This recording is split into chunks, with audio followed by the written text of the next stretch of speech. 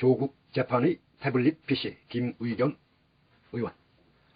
언론인 여러분, 청와대 대변인 김의겸, 국회의원 김의겸에 동의하지 않는 분들이 많으리라 짐작합니다. 그러나 최순실 사건을 취재했던 기자 김의겸을 기억하는 분이라면 한 번만 귀 기울여 주시기 바랍니다.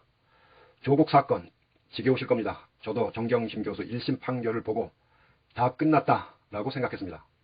그러나 뒤늦게 항소심을 살펴보고는 뭔가 있구나 하는 생각이 들었습니다. 기자의 촉입니다.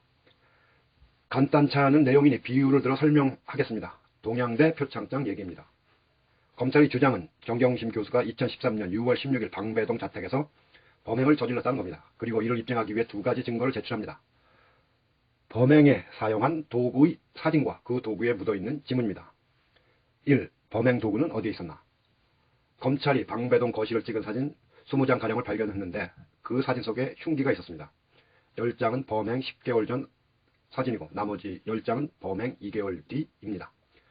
그러니 범행 시점에도 흉기가 계속해서 방배동 자택에 있었으리라는 건 자연스러운 논리적 귀결입니다.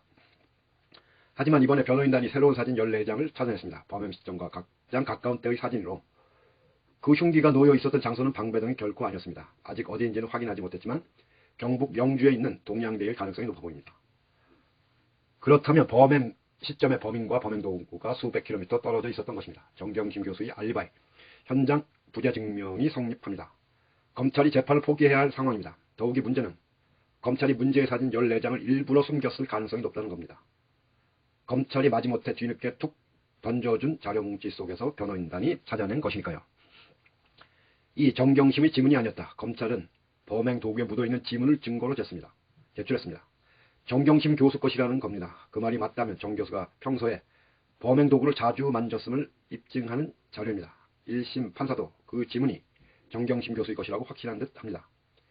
징역 4년을 때리며 주요한 근거로 삼았기 때문입니다. 그런데 아니었습니다. 모양은 비슷했지만 정 교수의 지문이 아니었습니다. 검찰이 몰랐을까요? 아닙니다. 조금만 신경 써서 금세 알아챌 수 있습니다. 몰랐다면 무능하기 짝이 없는 검찰입니다. 저는 현란한 눈속임일 가능성이 크다고 봅니다. 거칠게 비유를 들었습니다. 진짜 재판 진행 상황을 아시려면 고일석 기자가 운영하는 더 브리핑을 꼭 찾아가 보시길 부탁드립니다. 관련 기사가 서너 꼭지 있습니다. 제가 범행 도구 사진이라고 비유를 든 것은 강사 휴게실 PC의 위치가 기록된 IP를 말하는 것이고 정경심 교수의 지문으로 설명한 것은 늦은 밤 컴퓨터 접속 시간입니다. 2016년 가을에 이미 기자 생활을 하신 분이라면 그해 9월부터 한겨레가 최순실 사건을 연속 보도하고 이어 10월 JTBC가 태블릿 PC를 보도한 것으로 기억할 것입니다. 그 뒤로 모든 것이 변했으니까요. 저는 5월 10일 열릴 항소심 공판이 조국 사건의 중요한 분기점이 될 것이라고 판단합니다. 최순실 태블릿 PC만큼의 폭발력은 알지라도 조국 사건이 이 재판 이전과 이후로 나뉠 것이라고 확신합니다. 물론 언론인 여러분들의 관심과 취재가 있어야 가능한 일입니다. 제가 말씀드린 내용은 4월 12일 항소심 첫 공판에서 변호인단이 이미 제출한 증거입니다.